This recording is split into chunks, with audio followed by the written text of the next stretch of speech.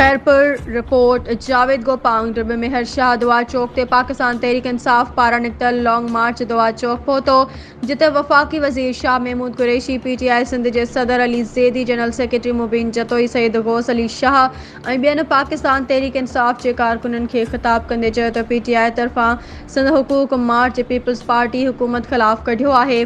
उन्होंने चयो तो सिंध हुकूमत सिंध सूबे में करप्शन जा रिकॉर्ड तोड़े छड़िया आहिनि। बल्दियाती कारो कानून पास कयो जंहिंजी मुज़म्मत कयूं था। सिंध में काफ़ी मसला आहिनि। पीपल्स पार्टी हल करण में मुकम्मल नाकाम थी चुकी है। वज़ीर आज़म इमरान खान करप्ट हुक्मरानन जो मुल्क मां ख़ात्मो कंदो।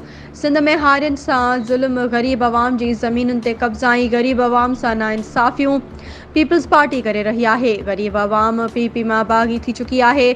मुल्क जो ईंदड़ वज़ीर आज़म भी पाकिस्तान तहरीक इंसाफ जो इमरान खान थींदो। सिंध सूबे में भी PTI कामयाब थींदी। रैली के अगवानी कंदड़न जो PTI गंबर ड्रिब मेहर शाह खैरपुर मीरज के अगवानन शानदार इस्तकबाल कयो।